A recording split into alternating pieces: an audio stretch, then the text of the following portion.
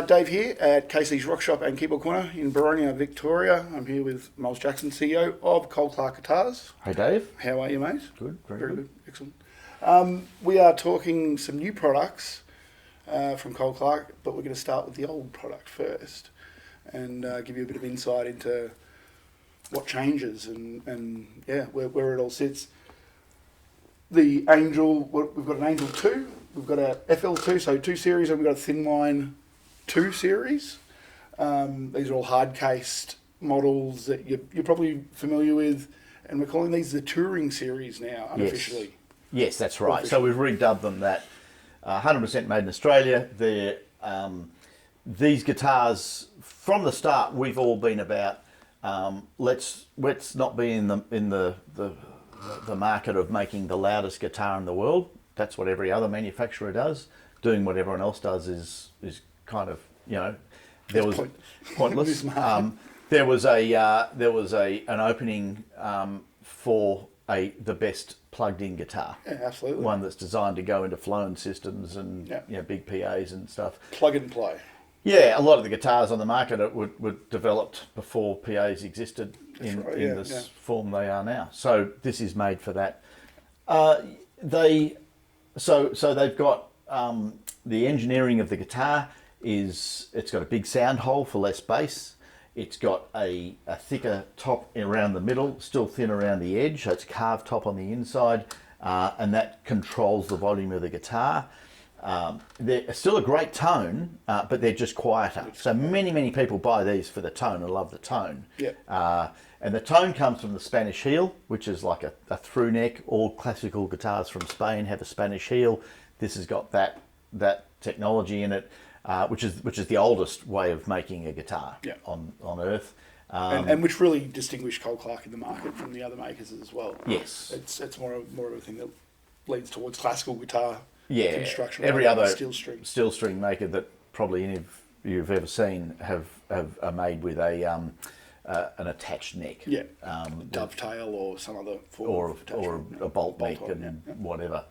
And so we've got a double V brace which comes down like this, and a mini X in between the V's. Yeah. That came in about 2017. So it's got sort of fairly flat back bracing, so the whole sound is tamed. Yeah.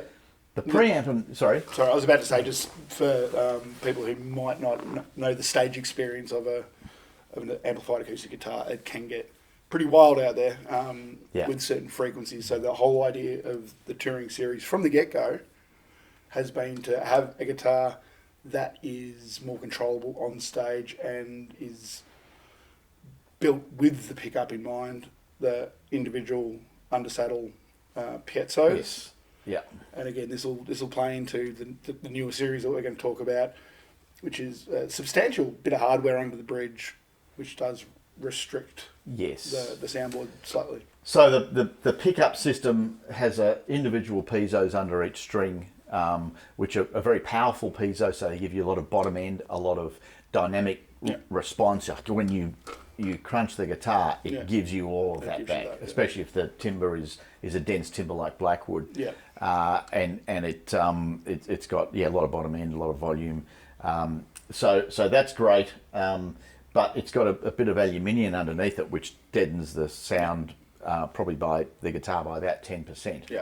A lot of times people, depending on the wood, because some of the woods are stronger acoustically and some are less, people would go, oh yeah, I don't really get Cole Clark, but then they'd plug it in and go, oh yeah, holy mother of God, what's that? Yeah. That is incredible, and that's what it's about. Yep. So the pickup system is patented. The preamp is here. It's got we've got a preamp, phase sensor, microphone. So basically, a piezo system is really good in the bottom end, but electronic sounding in the mid range and high end. Yeah. Bit fizzy. Yeah. If you put a microphone in the mid range and high end, you get on stage and it feeds back, so you got to turn the microphone off. So you're back to straight piezo. Yeah. So what we have is a phase sensor here, which won't feed back any more than the piezo system, and that gives you a natural sound in the mid and high. That doesn't sound any good in the bottom end. Yep. This doesn't sound any good in the mid and high, Yep, sure. unless it's blended with this. So we cross it over. So the piezo comes in and drops at about 350, and the phase sensor comes up. So that is patented. No one else is allowed to cross over a phase sensor with a piezo. There you go. The microphone comes in at 6K above the feedback zone, and that is designed to take the ping out of the piezo. Yeah. People mistakenly think, oh, this will be the main body of the sound. Yeah. It isn't. It's just that ping. Yeah. And I'm 63, and just turned 63, and Happy birthday. I can't, thank you, and I can't hear it now. Yeah, okay, yeah. It's really up high. So I'm with younger people. Yeah, can you hear that? They go, yeah, and I go, I can't. Here you go, but it's there. Yeah. That's what it's designed for. So yeah, great plugged in So sound. it's all about the pickup, less about the sound. Still sound great. Don't get me wrong, but it's about the pickup. It's about being on stage. It's And the touring, engineering of the guitar. The engineering of the guitar, which will bring us on to the new series. And the last thing too is that most people don't use feedback busters. Yeah.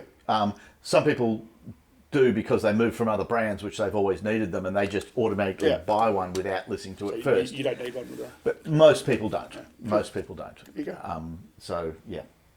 All right.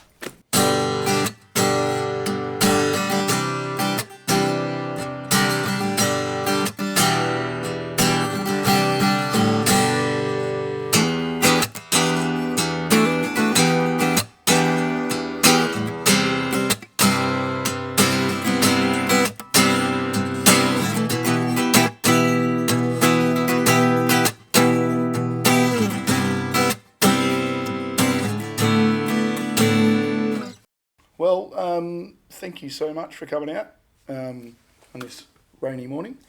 We'll wrap it up and say thanks for watching, and come down to the shop.